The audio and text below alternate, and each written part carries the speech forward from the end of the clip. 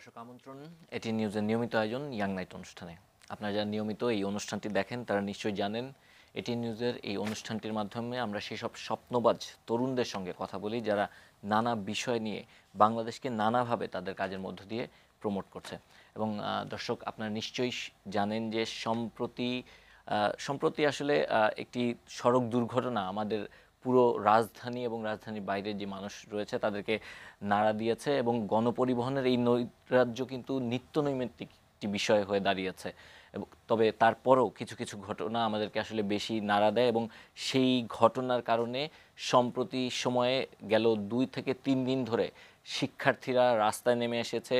পুরো রাজধানী অনেকটা অচল হয়ে যাচ্ছে এবং জনগণের কিছুটা দুর্ভোগ হচ্ছে, কিন্তু তারপরও শিক্ষার্থীরা তাদের সহপাঠীদের হারিয়েছেন এবং এ কারণেই তাদের ক্ষোভ বেশি, এ কারণেই তারা আসলে রাস্তায় নেমে আসছেন। তো এই ধরনের এই সড়ক দুর্ঘটনা এবং বেপরোয়া গাড়ি যারা চালাচ্ছেন তারা কেন আসলে সড়কে এ ধরনের দুর্ঘটনা ঘটছে, এই বিষয়গুলো নিয়ে যারা কাজ করেন এমন একজন তরুণ অধ্যাপককে আমরা আসলে আজকে আমাদের এই অনুষ্ঠানে আমন্ত্রণ জানিয়েছি। আমাদের সঙ্গে আছেন বুয়েটের অ্যাক্সিডেন্ট রিসার্চ ইনস্টিটিউটের সহকারী অধ্যাপক কাজী সাইফুন নেওয়াজ।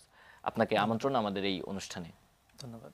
দর্শক আপনারাও চাইলে আমাদের সঙ্গে এই অনুষ্ঠানে সরাসরি যুক্ত হতে পারেন স্ক্রিনে দেখানো যে নাম্বারটি রয়েছে সেই নাম্বারে।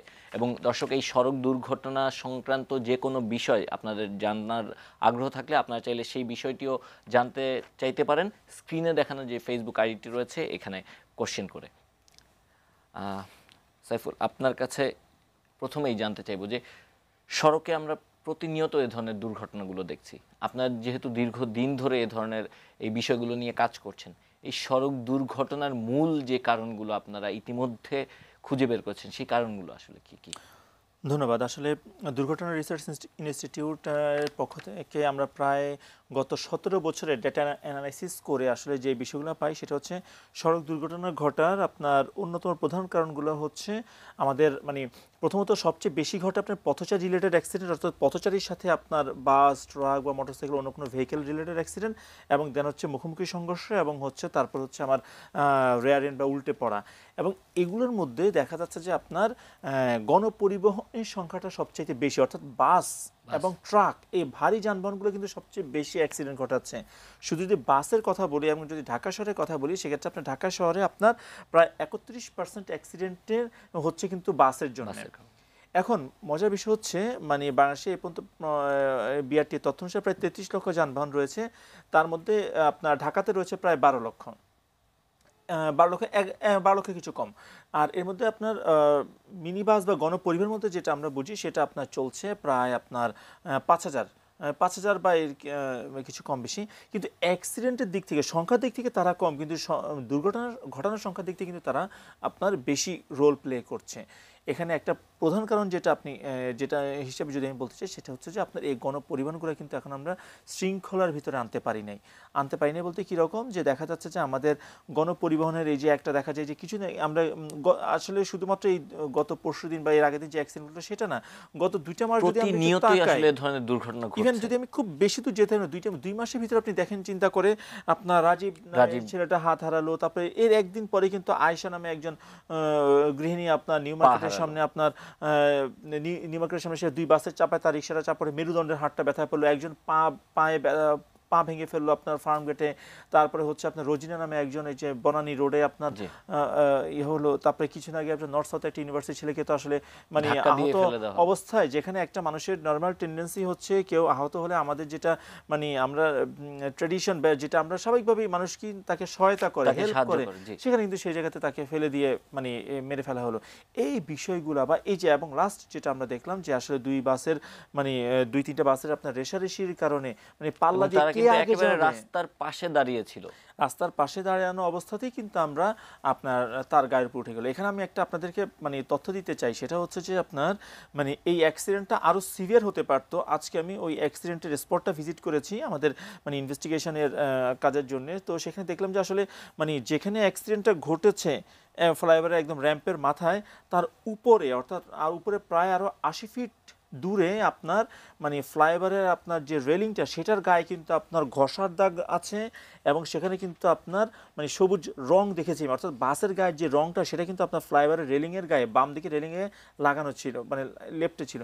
অর্থাৎ আপনার এই বাসগুলো কিন্তু অনেক আগে থেকেই মানে একজন আরেকজনকে ধাক্কাধাক্কি করছিল এবং এমন একটা পর্যায়ে এসেছিল যে একটা বাসকে যে বাম দিকে ছিল সে একেবারে ফ্লাইওভারের আপনার রেলিংয়ে বরাবর কিন্তু ঘষা খেয়েছে। এই বাসটা তো উল্টে পড়েও যেতে পারতো।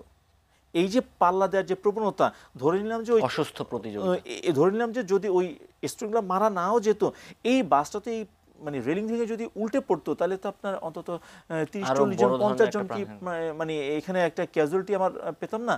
আমি বলবো এই অসুস্থ প্রতিযোগিতা আসলে আমাদের মানে বলবো আমাদের সংখ্যার দিক থেকে আপনি যে প্রশ্নটা করেছেন যে আসলে মানে আমরা আপনার উত্তরে আসছি। আমাদেরকে একজন দর্শক নিউ ইয়র্ক থেকে ফোন দিয়েছে। জি দর্শক, আপনার নাম বলে প্রশ্নটি করবেন। জি জি জি আমার জি দর্শক, আপনার নাম বলে প্রশ্নটি করবেন। আচ্ছা, এখন করতাম নাকি? জি জি জি। আমার নাম মোহাম্মদ হুমায়ুন কবির। জি। আমি অটোমোবাইলসের কাজ করি দীর্ঘ 30 বছরের উপরে। জি। আমার প্রশ্নটা হলো, এই ট্রাফিক ডিপার্টমেন্টটা কমপ্লিট সেপারেট করতে পারে কিনা, এক। দ্বিতীয় কথা হলো, এই লাইসেন্সিং ডিপার্টমেন্টটা, ট্রাফিক কন্ট্রোল ডিপার্টমেন্টটা টোটালি জনপ্রশাসন থেকে ভিন্নভাবে করতে পারলে বোধহয় সুবিধা হবে। কন্ট্রোল করতে পারবে না, আদারওয়াইজ কন্ট্রোল করতে পারবে বলে আমার মনে হয় না। এটা করতে পারবে কিনা?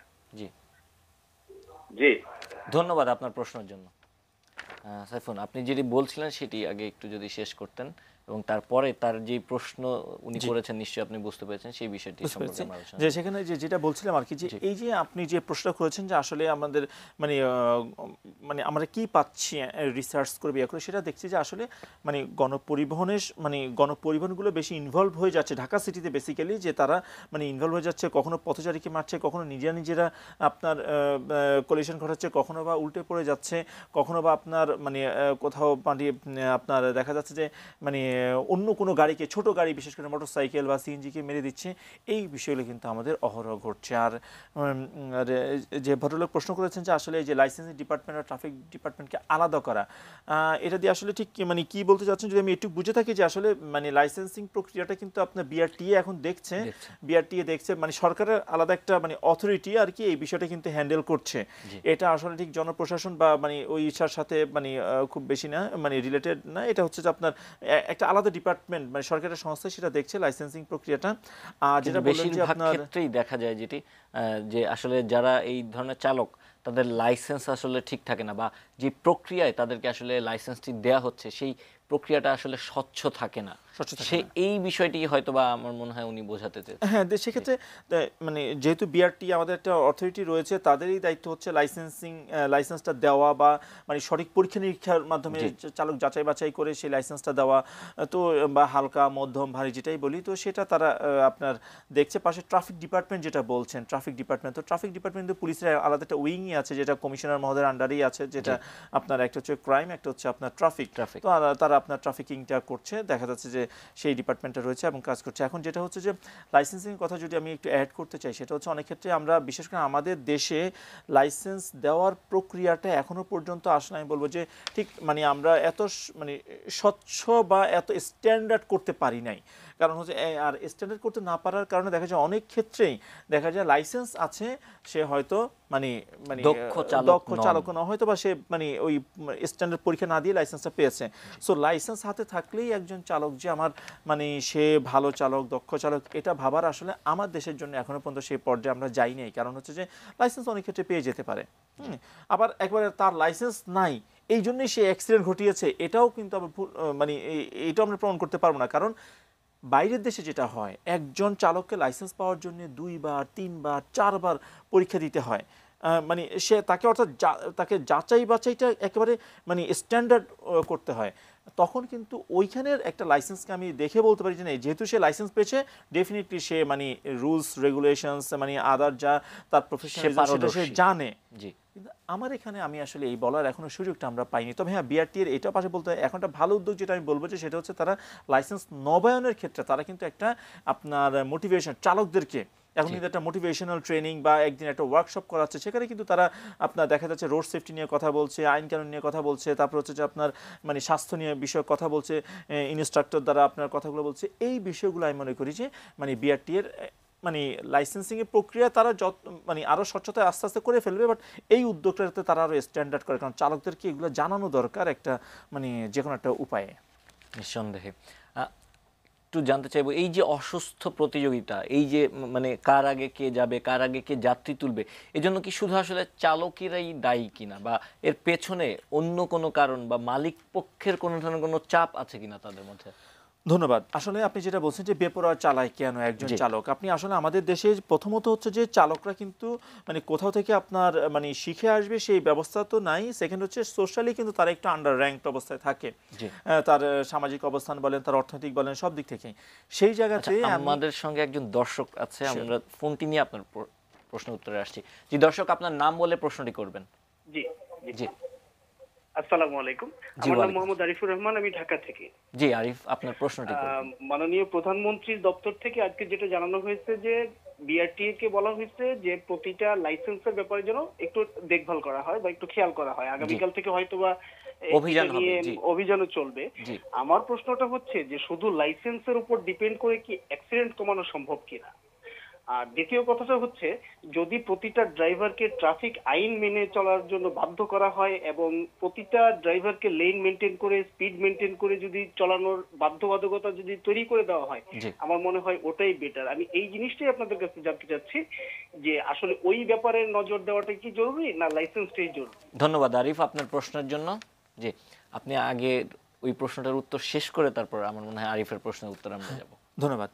তো যেটা বলছিলাম যে বেপরোয়া কেন হয়, তো দেখা যাচ্ছে যে যখন আমি একজন চালককে আমি মালিকরা দেখা যাচ্ছে বাসটা দিচ্ছে, তখন কিন্তু তার চালকের উপর একটা প্রেশার থাকে কি যে তাকে আপনার প্রথমত এই একটা আপনার মালিকের একটা জমার টাকা দিতে হবে, তারপর হচ্ছে তার ওনার আনুষঙ্গিক খরচ রয়েছে ইত্যাদি, একটা প্রায় ৩-৪-৫ হাজার টাকার একটা অ্যামাউন্ট তাকে কিন্তু দৈনিক খরচ, তারপরে তার ইনকাম। ফলে দেখা যাচ্ছে কি, এবং পাশাপাশি একই রাস্তায় আপনার বা একাধিক কোম্পানি তো রয়েছেই, আবার এক কোম্পানির ভিতরেও কিন্তু যতগুলো বাস রয়েছে ততগুলো সবাই এক মালিকের না, এক কোম্পানির ভিতরে অনেক মালিক রয়েছে, কারোর সাথে কিন্তু কারো প্রফিট কারো সাথে শেয়ার করার কোনো সুযোগ নাই এবং বা করেও না। গত পরশু যে অ্যাক্সিডেন্টটা ঘটেছে সেটা জাবালে নূরের পরিবহনের একই কোম্পানির বাসই কিন্তু এই দুর্ঘটনা ঘটেছে, এবং মালিক কিন্তু দুইজন, জি, জি, মালিক দুইজন। ফলে তখনই তো কম্পিটিশনটা আসে, তখন মানে যখন কিনা দেখা যাচ্ছে যে আমার অনেক সবাই একই রুটে আছে কিন্তু অনেক ভিন্ন ভিন্ন ভিন্ন ভিন্ন কোম্পানি, ভিন্ন ভিন্ন মালিক, প্রত্যেকেই চাচ্ছে তার ব্যাংক লোন করে টাকা নিয়েছে বা তার ইনভেস্টমেন্ট রয়েছে, সেটাকে তো তার তুলতে হবে। এই তোলার জন্য চালককে একটা আপনার ফিক্সড একটা অ্যামাউন্ট বলে দিচ্ছে, এত টাকা আমাকে দিতে হবে। তো যখন বিজনেসটা করতেছে তো আসলে চালক কিন্তু তখন করছে কি, মানে তার মাথায় একটাই টেনশন থাকে, ট্রিপ বাড়াতে হবে, যাত্রী তুলতে হবে, কে কার আগে যাবে, এই রেষারেষি বা এই যে পাল্লা দেওয়াটা কিন্তু আসলে সে এই সিস্টেম, আমি বলবো আমার চালকরা বেপরোয়া হচ্ছে কারণ আমাদের সিস্টেমটা আমরা বেপরোয়া করে রেখেছি। এই সিস্টেমে কিন্তু পৃথিবীর অন্য কোনো দেশ কিন্তু আসলে চলে না। আপনার পৃথিবীর যে কোনো দেশেই মানে আপনি যাবেন, বা ইভেন যারা নীতি নির্ধারক, আমি এখানে আপনার প্রোগ্রামের মাধ্যমে একটা কথা বলতে চাই, কেউ মানে আসলে মাইন্ড করবেন না, সেটা হচ্ছে এরকম যে আমাদের যারা নীতি নির্ধারক তারা আমার মনে হয় শেষ কবে যে গণপরিবহনে চলেছেন, মানে এটা আসলে আমার ধারণা তারা নিজেরাও ভুলে গিয়েছেন। এই জন্য আসলে গণপরিবহন নিয়ে এত কথা বলতে হচ্ছে। তারা যদি দুই একবার মানে গণপরিবহনে চলতেন, বুঝতেন আসলে যে আসলে মানে টোনটা কি, আমরা কি বলতে চাচ্ছি, সমস্যাটা কোথায়। কারণ নীতি নির্ধারকরা কিন্তু যখন এই মানে আসলে তাদের মানে আলাদা ফ্যাসিলিটি যখন চলেন, এই বিষয়গুলো আসলে বোঝাটা টাফ, তারা জনগণের বিষয়টা তখন ভুলে যান। বোঝাটা। সাইফুল, আমরা আসবো আপনার কাছে। একজন দর্শক আমাদের সঙ্গে টেলিফোনে আছেন। জি দর্শক, আপনার নাম বলে প্রশ্নটি করবেন। আসসালামু আলাইকুম। জি, ওয়ালাইকুম আসসালাম। আপনার নাম বলে প্রশ্নটি করবেন। আমার নাম হচ্ছে শরীফ আহমেদ, আমি উত্তরা থেকে বলছি। জি শরীফ, বলুন। আচ্ছা, আমার প্রশ্ন হচ্ছে যে এই নৈরাজ্যের কথা বলা হচ্ছে আপনার এই গণপরিবহনে। জি। আমরা তো বাসে তো প্রায় সময় চড়ি। জি। তো বাসের ভেতরে থাকলে দেখা যাচ্ছে যে ড্রাইভার কন্ডাক্টররা যে ব্যবহার, এগুলো তো চরম খারাপ। ওরা এই কালচার না, আমাদেরকে কেউ শিখায়ও না ঠিক মতো এগুলো জানে। আরেকটা সবচেয়ে বড় ব্যাপার হচ্ছে, আমরা যেন যাই করুক, বুয়েট থেকে যিনি এসছেন ওনার অনেক ধরনের ব্যাপার সব দেখছে, অনেক কিছু আইন কানুনের ব্যাপারে চিন্তা করছে, জি তারপরে অনেক কিছু ওনারা দেখাশোনা করছে। জি কিন্তু আমার মনে হয় এগুলো তো কোনো কিছু হবে না। কেন হবে না? প্রথম কথা হচ্ছে যে রাজনৈতিক ব্যাপার স্যাপার। জি আমাদের রাজনীতি বড় নেতারা এমনকি মন্ত্রী পর্যন্ত এইসব ব্যবসার সাথে জড়িত, গণপরিবহনের ব্যবসার সাথে। যিনি মন্ত্রী তিনি আবার গণপরিবহনের শ্রমিক লিডার। জি আপনার প্রশ্নটি করবেন। আমি একটা কথা বলি আপনাকে। জি। প্রশ্নটা হচ্ছে, যদি আমাদের মন্ত্রী, মাননীয় মন্ত্রী সাহেব আজকে যদি এটা প্রতিবাদ না হতো ঠিক মতো, এটা যদি ছেড়ে এই বাচ্চারা যদি রাস্তায় বের না হতো ঠিক মতো, জি তাহলে কি আজকে আমাদের মন্ত্রী মহোদয় কি ক্ষমা চাইতেন না? তা আমার কাছে প্রশ্ন হচ্ছে, এরকম প্রতিবাদ করতে হবে তারপর ওনারা ক্ষমা চাইবেন। তার মানে হচ্ছে যে এরকম একটা বাচ্চারা মরে যাবে, উনি এভাবে তুলনা দেবে ভারতের সাথে, অমুকের সাথে, তাহলে কি এটা হয়? এবং এই জন্য বলছিলাম যে আমাদের এখানে আইন কানুন যা কিছু করেন না কেন, যতক্ষণ পর্যন্ত রাজনৈতিক সংস্কার না হচ্ছে, যতক্ষণ পর্যন্ত চাঁদাবাজি বন্ধ না হচ্ছে, যতক্ষণ পর্যন্ত এসবগুলো ক্লিয়ার না হচ্ছে, ততদিন এভাবে মানুষ মরতেই থাকবে। আমাদের সাধারণ মানুষ আমরা মরবই। আমাদের দেখবেন আহত হয়ে জি বিছানায় পড়ে আপনার প্রশ্নের জন্য আপনাকে ধন্যবাদ আপনার প্রশ্নের জন্য। আমি আসলে মানে জি। পরপর দুটো প্রশ্ন জমে গিয়েছে, জি, তাই জি। ভুলে যাওয়ার আগে যেহেতু রাত জেগে ওনারা দেখছেন, যদি প্রশ্ন ভুলেই যাইতে তো জি। মানে ওনাদের এই রাত অবশ্যই। জায়গাটা সার্থক হচ্ছে না। Please. তো আমি যে বিষয়টা বলতে, প্রথম যে প্রশ্ন করেছেন যে ভাই যে আসলে লাইসেন্সিংটাই কি আপনার মানে একটা মাত্র উপায় মানে ইয়ে করার জন্য, নাকি হচ্ছে যে লেন বা লেন মার্কিং, সাইন সিগন্যাল এগুলাকে আমাদের আজ থেকে অভিযান শুরু হওয়ার কথা। আজ থেকে অভিযান শুরু অপ্রাপ্তবয়স্ক হওয়ার এবং কথা। লাইসেন্সবিহীন যে চালক তাদের বিরুদ্ধে। জি তো আমি বলবো ডেফিনেটলি লাইসেন্স, একটা লাইসেন্স মানে দেখবেন আপনার অস্ত্রের লাইসেন্স নিতে হয়, জি অন্য কোনো কিছু কিন্তু লাইসেন্স নিতে হয় না। আবার ঠিক মানে এটা এমন একটা বিষয়, কেন নিতে হয়? কারণ কি এটা ইউজ করতে না জানলে কিন্তু সে আপনার মানে প্রাণহানি ঘটাতে পারে। ঠিক সেরকম গাড়ির কিন্তু লাইসেন্স নিতে হয়। কারণ কি গাড়িটা যদি আপনার গাড়িটা একটা সেবামূলক, কিন্তু কথা হচ্ছে এটা আপনার যদি ব্যবহার করতে না পারেন, সঠিক হাতে না পারে, আপনার এটা প্রাণহানি ঘটাবে। এই জন্যই গাড়ির মোটর ভেহিকেলে আপনার লাইসেন্সটা লাগে। লাইসেন্সিংটা ডেফিনেটলি দরকার। আর ওই যে প্রশ্নটা করলেন যে আসলে নাকি আপনার মানে ওই অন্যান্য রুলস রেগুলেশনস, ট্রাফিক লেন বিধি, স্পিড কালমিং ডিভাইস বা স্পিড মানে লিমিট ঠিক করে দেওয়া, এগুলা এই সমস্ত বিষয় চেকিং হয় কিন্তু লাইসেন্স যখন পরীক্ষাটা হয় তখন। এই জন্য বললাম লাইসেন্স নেওয়ার প্রক্রিয়া যদি স্ট্যান্ডার্ড করা যায়, এই সমস্ত কিছু পরীক্ষা কিন্তু তখনই হয়ে যাবে, যে সে লেন মার্কিং জানে কিনা, সাইন সিম্বল জানে কিনা, মানে স্কুল জোনিং এ আসলে সে কি আসলে গতিটা কত কমাতে হবে জানে কিনা। যদি জানতো তাহলে দেখেন যে কিনা এই যে অ্যাক্সিডেন্ট হলো, র্যাম্প থেকে নামছে, তখন ডেফিনেটলি কিন্তু পাল্লা, তখন কিন্তু তার গতিটা কিন্তু ডেফিনেটলি বেশি হয়ে যাবে, তখন কিন্তু তাকে মানে পাল্লা দেওয়ার যে বিষয়টা, এটা কিন্তু মানে আসা উচিত ছিল না যদি একজন সেফ ড্রাইভার হয়ে থাকে সে। তো এই সমস্ত কিছু আসলে লাইসেন্সিং প্রক্রিয়ার মাধ্যমে আসলে তার যাচাই বাছাই হয়ে যাওয়ার কথা। যদি সেটা মানে না হয় তাহলে আমরা শেখানোর জায়গাটা কিন্তু নাই। আর সেকেন্ড হচ্ছে মানে ড্রাইভিং স্কুল থেকে শিখে আসার বিষয়টা আমি বারবার জোর দিতে চাই। এই সমস্ত কিছুই শিখাবে তো একটা স্কুল, এখন তো তথাকথিত ওস্তাদের কাছ থেকে শিখে আসতেছে। মানে দেখা যাচ্ছে যে ওস্তাদ স্কুলিং এর অভাব আছে একেবারেই, মানে স্কুল থেকে শিখে আসছে না, জানাতনভাবে শিখে আসছে, এর ফলে কিন্তু সেই নিয়ম কানুন না জেনে লাইসেন্সও পেয়ে যাচ্ছে। এটা নজর দেওয়া। সেকেন্ড যে প্রশ্নটা করলেন যে আসলে সাইফুল, আমরা শুনবো আপনার প্রশ্ন উত্তর, তবে তার আগে আমাদের সঙ্গে একজন দর্শক আছেন, আমরা দর্শকের প্রশ্নটি নিয়ে আমরা বিরতিতে যাব এবং তারপর আমরা প্রশ্নের উত্তর শুনবো। জি আপনার দর্শক আপনার নাম বলে প্রশ্নটি করবেন। হ্যালো, আসসালামু আলাইকুম। জি ওয়ালাইকুম আসসালাম। খুব সুন্দর প্রশ্ন হচ্ছে এবং আপনার উপস্থাপনার জন্য খুব ধন্যবাদ। খুব সুন্দর টপিকটা হচ্ছে। জি এটা বলার অপেক্ষা রাখে না। আমি চট্টগ্রামের ঘাটপ্রহাট থেকে খলিফাপট্টি দেওয়ান বাজার চট্টগ্রাম থেকে বলছি, মোহাম্মদ মুসলিম আলী জনি। জি জনি আপনার প্রশ্নটি করবেন। আপনাদের প্রোগ্রামটা দেখি খুব সুন্দর লাগে। জি আজকের কিন্তু অন্যরকম, আজকের প্রোগ্রামটা অন্যরকম। জি যে ট্রাফিক যতই বলেন, এই যে অ্যাক্সিডেন্টটা হচ্ছে, আমরা ইয়াংদের মধ্যে যারা নিশ্চিত হচ্ছে, যাদেরকে লাইসেন্স দেওয়া হচ্ছে, আদৌ কি বিচার বিশ্লেষণ করা হচ্ছে? আদৌ কি কোনো হঠাৎ করে কোনো একটা কিছু হয়ে গেলে এটার জন্য উঠে পড়ে লেগে যায়, তারপর আবার ঠান্ডা হয়ে যায়, কিন্তু এটার সুরাহা কোনো হচ্ছে না। এটার সুরাহা পাওয়ার জন্য আমাদের ইয়াংদের জন্য কিছু বলবেন কি, না আরো আমরা কতদিন এই ভোগান্তিতে থাকবো? ধন্যবাদ জনি আপনার গুরুত্বপূর্ণ প্রশ্নের জন্য। দর্শক সময় হচ্ছে একটি বিরতিতে যাওয়ার, আমরা ফিরছি বিরতির পর, থাকুন আমাদের সঙ্গে।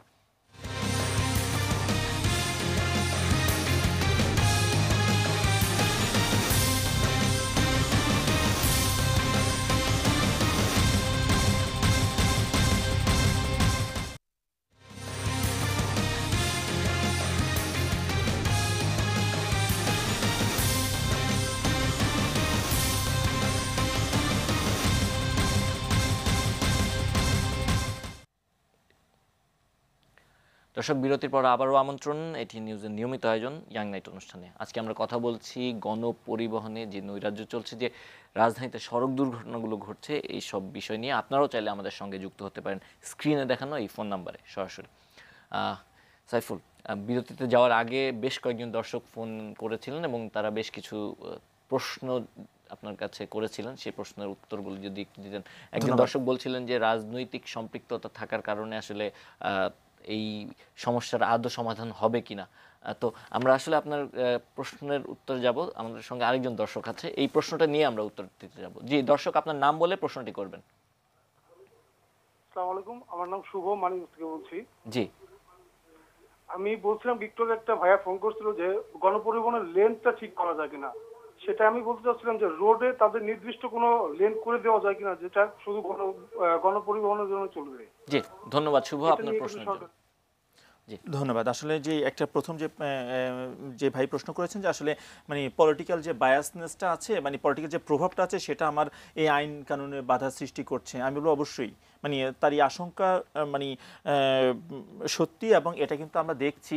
দেখা যাচ্ছে যে আপনার ইভেন আমি পুলিশের সাথেও কাজ করি, তাদের সাথে বিভিন্ন সময় দেখা হয়, কথা হয়, তারা আমাকে প্রায় বলে যে তারা আইন প্রয়োগ করতে চায়, কিন্তু ফোনের দেখা যায় যে মানে যিনি মানে একটা ফোন আসছে উপর লেভেল থেকে বা একটা ইয়ে থেকে ফোন আসে, দেখা যাচ্ছে তারা কিন্তু ওই ইয়েটাকে ছেড়ে দিতে হচ্ছে। রাজনীতির প্রভাব খাটিয়ে কিন্তু তারা আইনটা অনেক সময় প্রয়োগ করতে পারে না। আমি কি বাংলাদেশের পুলিশ ইভেন বিশেষ করে যারা আপনার বিসিএস দিয়ে আসে, তারা কিন্তু আপনার ফ্রেশ এবং তারা কাজ করতে চায়।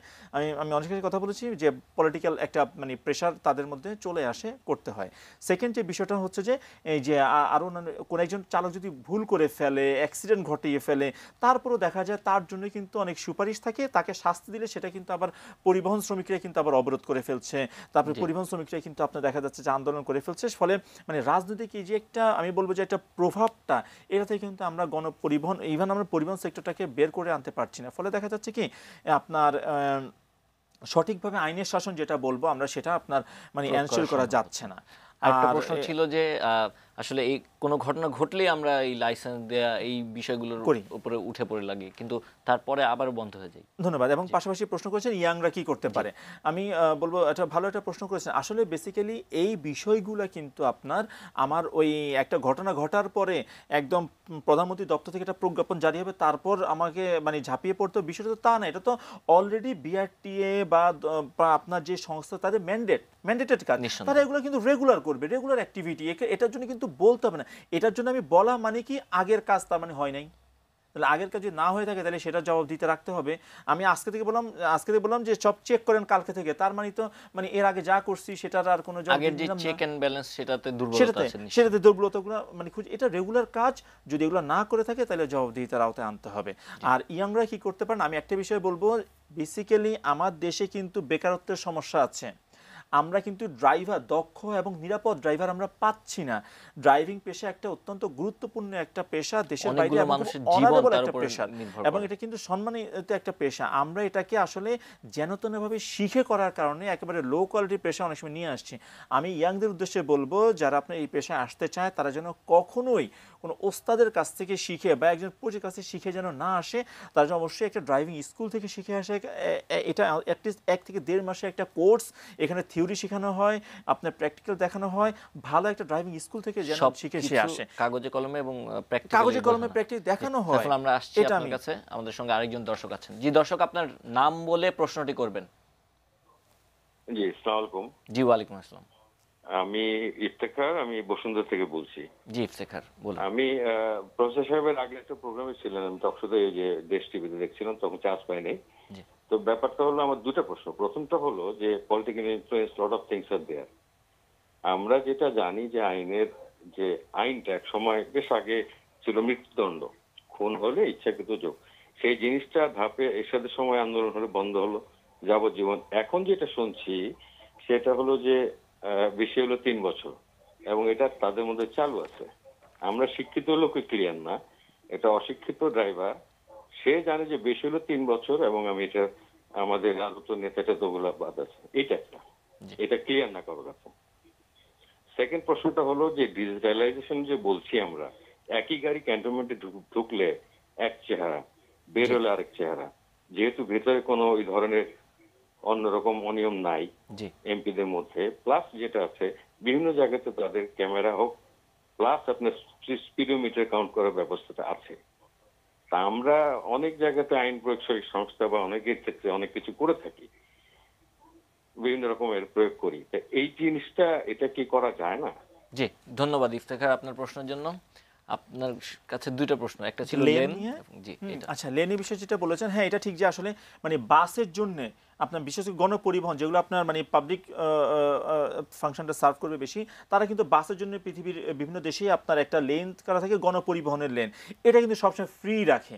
কারণ কি মানে দেখা যাচ্ছে যে আপনার ওই এটা একটা অনেকটা মোটিভেশন দেওয়ার জন্য বেশি বেশি গণপরিবহন ইউজ করার বিষয়। কারণ দেখা যাচ্ছে পাশের লেনে হয়তো আপনার প্রাইভেট কার বা প্রাইভেট ভেহিকেলগুলো জ্যামে পড়ে আছে, বাট গণপরিবহন লেনটা কিন্তু ফাঁকা থাকছে এবং সে কিন্তু নিরবিচ্ছিন্ন যাতায়াত করছে। তো এটা আবার এটাকে যদি আরো এক্সপেন্সিভ একটু স্ট্যান্ডার্ড হইতে করি, তখন আমরা বিআরটি, বাস র্যাপিড ট্রানজিট, তো এই বিষয়গুলো কিন্তু আমাদের এখনো আসছে, যেহেতু আমরা মানে এটা পরিচালনা করছি। তবে হ্যাঁ, আলাদা একটা লেন আমরা গণপরিবহনের জন্য, কিন্তু নট যে আপনার ভিআইপির জন্য বা অন্য কিছু, গণপরিবহনের জন্য আরেকটা আলাদা লেনের ব্যবস্থা আমরা মানে রাখাটা যেতে পারে বা এটা চিন্তা করা যেতে পারে, এটা প্র্যাকটিস হচ্ছে। আর বসুন্ধরা থেকে যে ভাই প্রশ্ন করলেন যে আসলে ইয়েটার ওই যে উনি বলতে যাচ্ছেন একই গাড়ি যখন হচ্ছে ভেতরে ক্যান্টনমেন্টের ভিতরে যাচ্ছে চলছে। জি সেই গাড়িটা, হ্যাঁ এটা ঠিক যে আসলে ক্যান্টনমেন্টের ভিতরে বিষয়টা হচ্ছে কি, ওখানে আপনার যেহেতু মানে বলবো মানে পলিটিক্যাল ইনফ্লুয়েন্সের কোনো প্রভাব মানে বিষয় এখানে নাই, এবং এখানে চালকও মাত্রই জানে যে সে যদি কোনো ভুল করে মানে তাকে এখানে পানিশমেন্ট করতে হবে, মোটা জরিমানা করতে হবে। ইভেন অনেক সময় দেখা যায় এমনও শাস্তি, আমি চালকদের সাথে কথা বলে দেখেছি যে হয়তো মানে শাস্তিটা এমন উইয়ার্ড যে সে আসলে জীবনে আর এই কাজ করবে না, হয়তো তাকে বলতেছে গাড়ি নিচ দিয়ে একবার যান আর একবার আসেন, শেষ, এইটাই তার শাস্তি। হ্যাঁ, সে জীবনে আর মানে মনে থাকবে আর কি। তাই বলবো যে এই বিষয়গুলো হচ্ছে যে মানে ক্যান্টনমেন্টের যেহেতু আইনের শাসনটা আছে, এবং ওই আইনের শাসন করতে গেলে তাকে কেউ প্রভাব বিস্তার করছে না। ইভেন আপনি আর্মির একজন সিনিয়র অফিসারও যদি আপনার কোনো আইন ভঙ্গ করে তাকেও শাস্তি পেতে হয়। তো সেই জায়গাতে আমার ঠিক ওই ক্যান্টনমেন্টটা বের হয়ে আসলেই তো মানে পুলিশ, আমি পুলিশকে কিন্তু আসলে মানে খুব বেশি দোষ দিতে চাই না। কারণ হচ্ছে কি, তারা আমি অনেকের সাথে কথা হয়েছে, তারা দেখেছি অনেক চেষ্টা করেন আইনের প্রয়োগটা করতে, মানে প্রভাবটা আপনার দেখা যাচ্ছে যে মানে তারা এই পলিটিক্যাল প্রভাব বলেন, তাদের মানে বলেন, এই অনেক ক্ষেত্রে তারা আসলে আইনটা প্রয়োগ করতে পারে না। অনেক ক্ষেত্রে নিরুপায় থাকে। অনেক ক্ষেত্রে দেখা যায়, হ্যাঁ অনেক ক্ষেত্রে দেখা যাচ্ছে যে তারা আপনার ট্রাফিক ম্যানেজমেন্ট করতে গিয়ে মানে যে আইন ভাঙছে তাকেও দেখতে পারে না, কারণ অনেক জ্যামের সময়। আমাদের সঙ্গে আরেকজন দর্শক আছেন, আমরা প্রশ্নটি করব। জি দর্শক, আপনার নাম বলে প্রশ্নটি করবেন। হ্যালো হ্যালো, জি দর্শক, আপনার নাম বলে প্রশ্নটি করবেন। জি ঠিক আছে।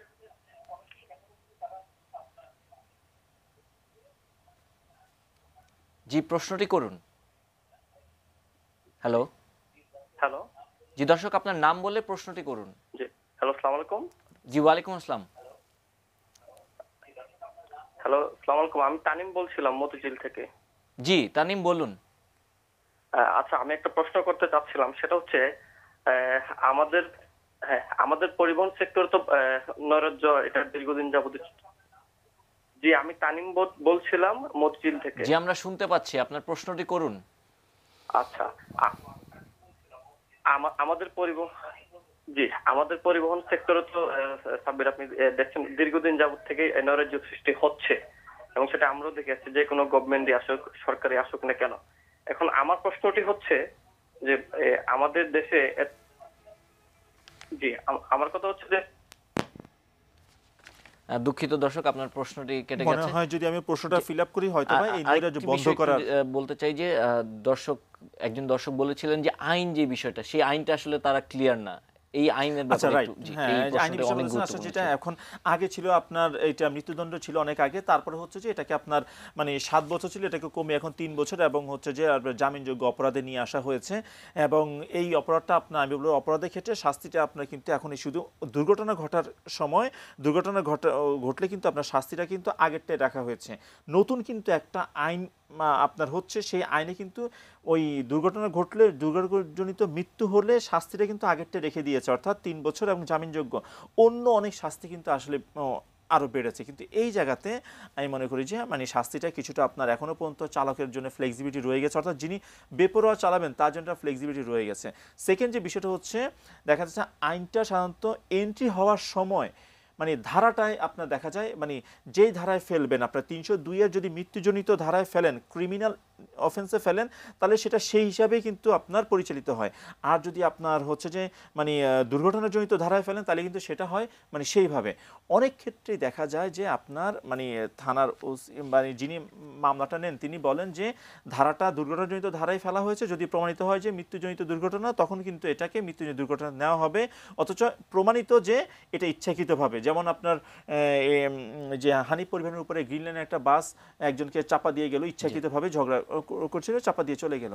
এই ধরনের ক্ষেত্রে যেগুলো আমি দেখছি যে এটা আসলে ইচ্ছাকৃত ভুল, সেগুলো কিন্তু আমি সরাসরি আসলে ওই আমার কি বলবো আমার ওই ক্রিমিনাল যে আমার মৃত্যুজনিত ধারা, আমরা কি বলতে পারি যে আসলে আইনটাকে আরো সংশোধন বা পরিমার্জিত করা উচিত? আইনটা অলরেডি কিন্তু একটা আইন মানে রেডি করা হয়েছে, খসড়া, এটা ভেটিংও আমি যতটুকু জানি ভেটিং এর পর্যায়ে ছিলাম, তো ভেটিংটাও কিন্তু হয়ে গেছে, কিন্তু এখনো পর্যন্ত কিন্তু আইনটা মানে পাস করা হচ্ছে না এবং মানে সে আটকে আছে একটা জায়গাতে। আমি বলবো এই আইনটা কিন্তু দ্রুত আমি মনে করি মানে আরো আপডেট করে দ্রুত এটা বাস্তবায়ন বা এটা মানে আইনটা আমাদের স্টার্ট করে ফেলা উচিত আর কি। আর সেকেন্ড একটা প্রশ্ন ছিল আপনার। ধন্যবাদ আপনাকে। আসলে আমরা অনুষ্ঠানের একেবারেই শেষ পর্যায়ে চলে এসেছি এবং আমাদেরকে অসংখ্য ফোন আমাদের এই অনুষ্ঠানটিতে এসেছে। আমরা আন্তরিকভাবে দুঃখ প্রকাশ করছি আমরা যাদের ফোন নিতে পারিনি এবং যারা এতক্ষণ আমাদের সঙ্গে স্ক্রিনের সামনে ছিলেন তাদেরকে আন্তরিকভাবে ধন্যবাদ জানাচ্ছি এবং আগামীতে আবারও অন্য কোনো বিষয় নিয়ে আপনাদের সঙ্গে দেখা হবে। সে পর্যন্ত সুস্থ থাকুন, নিরাপদে থাকুন এবং অবশ্যই এটি নিউজের সঙ্গে থাকুন। শুভরাত্রি।